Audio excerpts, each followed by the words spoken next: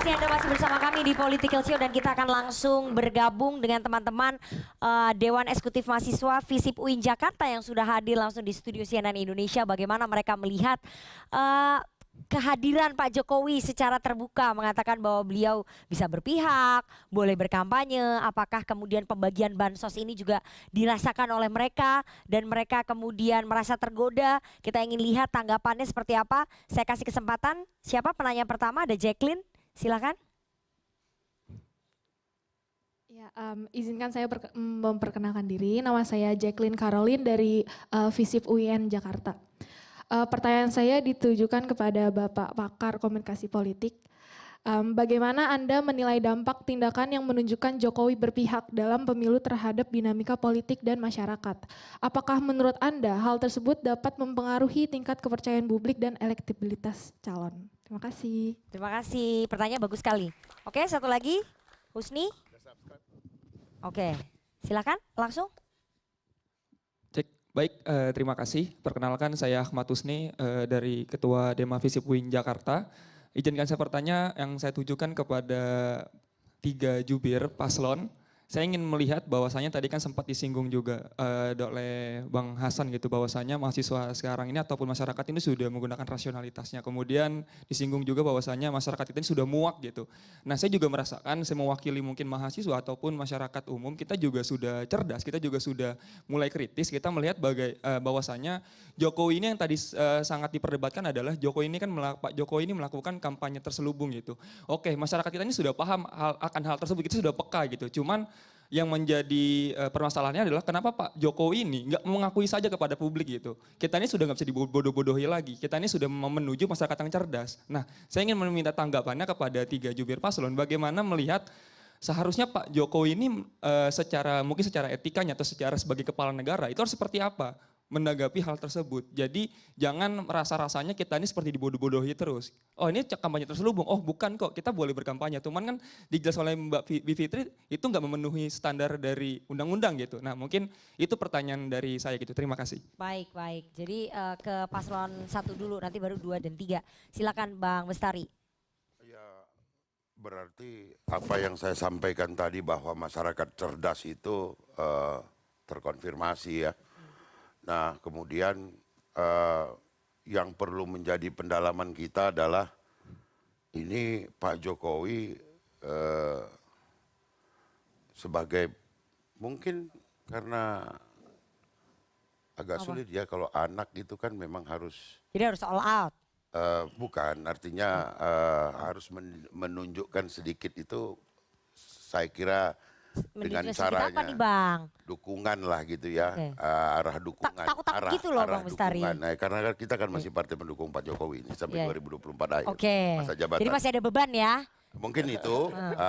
Berikutnya adalah ada juga indikasi saya melihat bahwa ini juga mungkin ada yang mempengaruhi sehingga Pak Jokowi sebagai seorang presiden itu ya mungkin saya nggak tahu itu yang membisikkan itu apakah Bung Hasan Nasbi supaya memang ada karena kegalauan hasil survei yang tidak bisa melompati 50% plus 1 atau di 60% sehingga perlu raja-raja turun gelanggang gitu, apa namanya itu? Dalam permainan kan, catur. dalam permainan catur kalau raja sudah mulai bergerak ini kan artinya ada semangat baru pada para punggawa gitu kan. Nah, atau memang punggawanya sudah pada berguguran dalam keadaan yang kelelahan luar biasa sehingga butuh suntikan kekuatan gitu. Masalah apakah dia akan mengakui atau tidak nanti waktu yang akan menjawab. Sebagaimana disampaikan beliau adalah hanya tulisan saja. Ini undang-undangnya, pendalamannya ada di mahasiswa, di masyarakat. Saya kira itu. Oke, silakan Bang Hasan. Jadi kenapa Pak Jokowi nggak mengakui aja tadi menurut mahasiswa? Karena mahasiswa nggak mau dibodoh-bodohi. Iya kan, lagi-lagi ini yang saya sebutkan. Dalam politik itu banyak cara, banyak tindakan yang bisa dilakukan. Saya juga katakan bahwa tadi tidak mungkin Pak Jokowi tidak bersama pasangan Prabowo Gibran. Jadi mempertanyakan hal yang sudah jelas itu ngapain? Ya, saya bertanya, Bang Bestari bertanya, Ciko bertanya, teman-teman bertanya itu ngapain? Sesuatu yang jelas-jelas terang benderang sebening kristal ngapain lagi kita Kan tanya? kalau orang mau nikah diperkenalin Bang, calon istrinya. Nah itu kayak Ini kan Rifana itu pengantin. pokoknya ngotot harus sesuai dengan maunya dia. Loh Kan enggak. saya ini- bilang pilihan-pilihan tindakan itu banyak. Ya, Termasuk ya, ya. kenapa nggak ngaku aja sih katanya. Ya. Ya kalau Pak Jokowi dengan caranya sendiri tidak bilang terus terang sementara orang sudah paham di mana Pak Jokowi berdiri, ya ngapain itu dilakukan, kan pilihannya tadi banyak. Oke. Pilihannya kan tidak hanya Jadi yang itu menghindarkan Pak Jokowi Iya. dari pelanggaran pemilu ya. kalau itu urusan lain. Soalnya itu, Iya. mendukung itu bukan berarti harus mengkampanyekan. Apakah Tadi abang bilang kampanye juga nggak itu- masalah, ini Dengar dulu. tiba-tiba jadi masalah Apakah juga. mengkampanyekan itu karena kebutuhan Pak Prabowo atau bagaimana? Kan gini, itu yang ingin didengar masyarakat. Menurut saya memang sekarang banyak yang suasana hatinya lagi nggak enak. Hmm. Suasana hati lagi nggak enak itu, jadi apapun yang dikerjakan oleh Pak Jokowi, Pak Prabowo maupun Gibran, jadi masalah buat mereka. Karena perasaan mereka memang lagi nggak enak. Pak Prabowo tiba-tiba nanti makan dengan Pak Jokowi, jadi nggak enak perasaan mereka. Tapi karena memang berbeda posisi politik, berbeda kepentingan, menurut saya sah saja. Ini pertanyaan mahasiswa bukan? Lah iya. Oke. Jadi kalau Ya. misalnya kemudian Pak Jokowi kemudian nanti jalan berdua sama Gibran pasti jadi masalah juga. Padahal dia lagi jalan sama anaknya. Oke. Jadi kalau suasana hati lagi nggak enak, ya, Ya, apapun akan jadi masalah. Oke. Orang tiba-tiba Jadi, cukur Pak- rambut, perpanjang rambut itu juga jadi Oke, masalah. jadi Pak kalau Jokowi nggak perasaan hati perlu kita lagi nggak enak. mengungkapkan secara terbuka begitu ya. Menurut saya nggak. Iya, Tidak dan itu dibutuhkan juga oleh bisa Pak Jokowi. menghindarkan Pak Jokowi dari dugaan pelanggaran pemilu karena kan nggak menyampaikan secara terbuka. Nggak Iya nggak? subject to the regulation. Iya dong, kan nggak Gini, bisa dilaporin ke Bawaslu. Kalau yang diminta Mas oleh Hasan. Ciko itu berarti dia mau menjebak Pak Jokowi agar ada pelanggaran. Kan gitu tadi. Kalau Pak Jokowi kemudian nggak mau misalnya bicara terus terang tapi semuanya sudah clear tuh mau apa? Oke, baik. Jangan mesti ya. Clear, sudah mendukung. Kita Jadi gini, semua jadi punya gini, strategi udah, oke. masing-masing. Udah Kita cukup, semua udah cukup. punya strategi Jadi Pak masing-masing. Jokowi Jangan dipaksakan maunya strategi dia kasih boleh lawan. naik mobil RI1, pengawalan lengkap dan itu memang kalaupun dia kampanye juga pengawalan harus tetap melekat. Ya. Ya. Tapi juga makan bakso dibayarin negara sambil kampanye dan lain-lain. Jadi dia maunya begitu. Jadi itu yang disampaikan oleh Hasan Nasbi. Jadi bukan dia mau Agak beda dikit. declare dirinya menjadi salah satu bagian dari TKN. Nah itu kan clear ya, clear. Tapi kembali lagi saya setuju dengan pertanyaan itu. Pertanyaan itu agak susah dijawab. Pertanyaan itu harus dijawab dengan pertanyaan, kenapa ya? Iya kan? Kan kamu nanya kenapa. Terus kita juga saya tanya balik, iya kenapa ya? Nah itu aja. Karena kan kita punya ekspektasi yang lebih kepada seorang presiden. Ya siapapun itu presidennya sebagai negarawan. Nah, tapi ini kan hanya menegaskan bahwa akhirnya Pak Jokowi itu bukan seorang negarawan. Dia seorang politisi biasa, manusia biasa seperti kita yang sayang anak, ya kan? Dan saking sayangnya anaknya dimajuin menjadi calon wakil presiden. Dan dia sedang berjuang untuk memenangkan itu. Itu aja. Jadi akhirnya legacy ini Baik. yang ditinggalkan Pak Jokowi legasinya adalah itu. Yang 32. kedua, tadi ini Ya, sebentar, very Mas Hasan, udah unprecedented banyak ini. tadi. Harapan saya dan saya yakin itu menjadi harapan teman-teman anak-anak adik-adik mahasiswa yang tidak lahir dengan privilege-privilege yang berlebihan, itu menginginkan hal-hal seperti ini once and for all dihentikan. Oke. Jadi kita tanya dan kita berharap Ya, nih, daripada aku mau pakar nanya nih ke hukum Mbak Bibi. mengenai 30 itu. detik aja. Oke, Biar ya 30 beda. detik nih. Iya, Udah beda dari tadi. perbedaan Udah habis. perbedaan suasana hati yang enak dan gak enak itu. Nggak enak dong, bos. Gini. Uang negara dipakai kampanye terus lubung. Ketika- Gimana sih bisa enak? Bentar. Nggak bisa dong. Oke, Lu nggak dulu. bisa maksain gua harus enak Nggak, perusahaan ntar dulu. hatinya. Gini. Pelanggaran lu pakai makan bakso, pakai tenang duit dulu, tenang sepeser dulu. pun itu Dengarkan uang dulu pajak gue. perbedaannya. Kok kampanye buat Prabowo di meja tukang bakso? Ketika Iya kan, Kiai Ma'ruf naik Amin. mobil RI1 yang harganya jutaan tenang dulu. dolar. Iya kan? kasih Terus dulu tangan kesempatan kasih ngomong. dua Kasih begitu. dulu, kasih Itu dulu. suasana nggak enak. Jangan dipaksa kalau gue. Pak Jokowi boleh dipaksa. Dia mau ngomong apa? Karena kita gaji dia.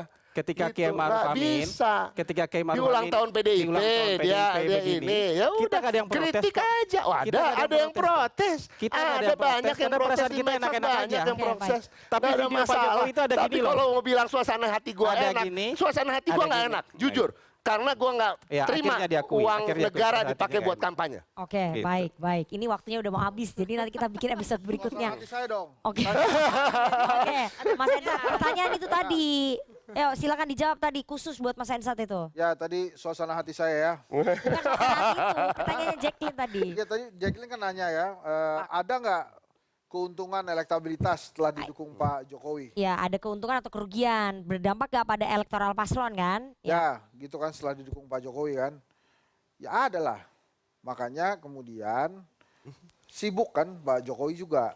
Sibuk menunjukkan, sibuk menjelaskan. Karena memang dia tahu bahwa dirinya masih berdampak. Bahkan menurut saya Prabowo Gibran itu yang memberikan elektabilitas itu Jokowi dan Prabowo, Gibrannya enggak. Jadi kalau kemudian ditanya apakah menguntungkan Pak Prabowo pasangan kedua, tapi apakah merugikan yang lain belum tentu juga.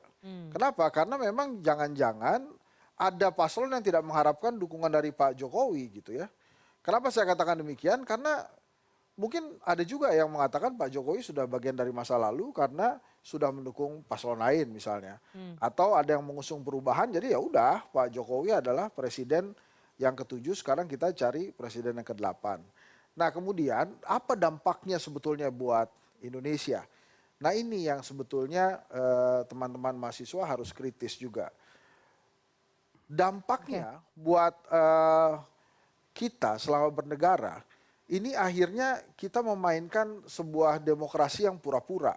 Pura-pura demokrasi, karena ada anaknya presiden yang bermain di sana, dan kemudian pastinya sebagai ayahanda, dia tidak ingin anaknya kalah. Oke. Jadi kalau tadi ditanya apa Ya. keuntungan dan kerugiannya, ya banyak untungnya karena Pak Jokowi dengan approval rate tinggi, kemudian masih ada aparat di bawahnya, kemudian Baik. segala kekuatan dia punya, itu pasti akan menguntungkan. Oke. Nah itu pertanyaannya tadi dari Bang Ciko tuh, kenapa dengan kepemilikan hampir semuanya yang dimiliki oleh paslon 02, ada Pak Jokowi, Ya, ada baik.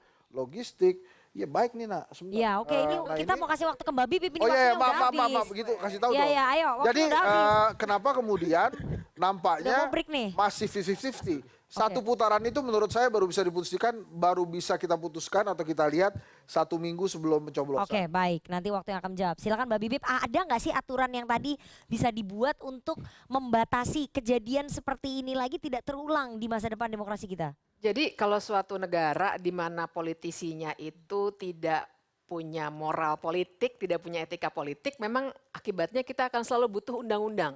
Padahal undang-undang juga yang bikin nanti politisi. Ya. Jadi kalau saya sih melihat sebenarnya aturan main yang sudah ada sekarang pun sudah cukup.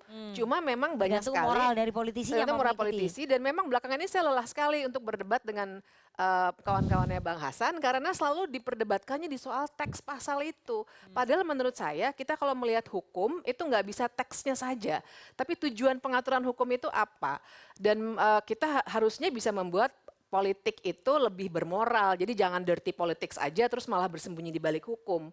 Jadi kalau balik ke pertanyaan Bang Ciko tadi, ya memang buat saya sih tidak perlu ada undang-undang baru.